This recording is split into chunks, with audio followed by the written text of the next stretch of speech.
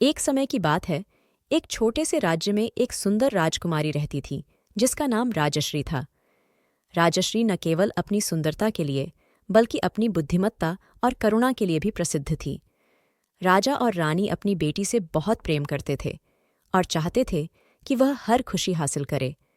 एक दिन एक बुजुर्ग ज्योतिषी महल में आया और उसने राजा को बताया कि राजश्री की जिंदगी में एक कठिन परीक्षा आने वाली है। राजा और रानी चिंतित हो गए, लेकिन राजश्री ने उन्हें धैर्य बंधाया और कहा कि वह किसी भी चुनौती का सामना करने के लिए तैयार है। कुछ ही दिनों बाद राज्य में एक भयानक सूखा पड़ा। फसलें मुरझाने लगीं और पानी के स्रोत सूखने लगे। राजा ने राज्य के सभी विद्वानों और विशेषज्ञों को बुलाया, लेकिन कोई समाधान नहीं मिल सका। अंततः राजश्री एक साहसिक निर्णय लिया। उसने अपने माता पिता से अनुमति लेकर खुद इस समस्या का समाधान खोजने का संकल्प लिया। राजकुमारी ने अपने प्रिय मित्र, एक बुद्धिमान तोता चिरायु से परामर्श किया।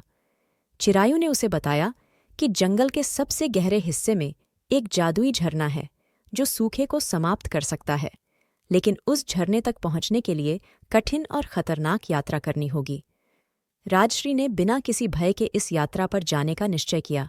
वह अपनी तलवार और थोड़े से भोजन के साथ जंगल की ओर निकल पड़ी। जंगल में अनगिनत कठिनाइयों का सामना करते हुए उसने न केवल अपनी बहादुरी बल्कि अपनी बुद्धिमत्ता का भी परिचय दिया।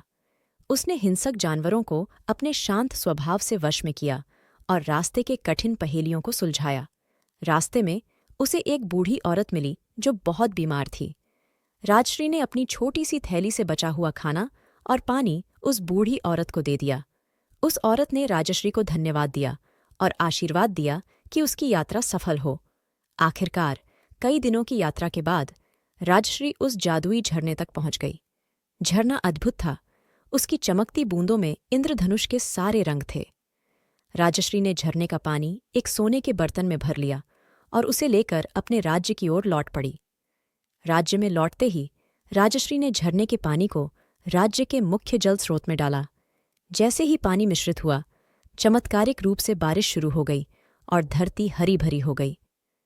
राज्य की जनता ने खुशियां मनाईं और अनन्या की वीरता और करुणा की प्रशंसा की। राजा और रानी गर्व से भर उठे।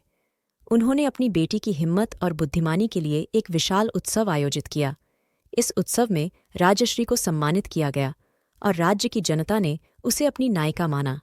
इस कहानी से हमें यह सीखने को मिलता है कि कठिनाइयों का सामना करते समय साहस, करुणा और बुद्धिमत्ता की आवश्यकता होती है। राजकुमारी राजश्री ने अपनी इच्छा शक्ति और दयालुता से न केवल अपने राज्य को बचाया बल्कि यह भी दिखाया कि सच्ची वीरता दिल में होती है। कहानी यहीं समाप्त होती है, लेकिन राजश्री की शिक्षा सदैव हमारे दिलों में जीवित रहती है।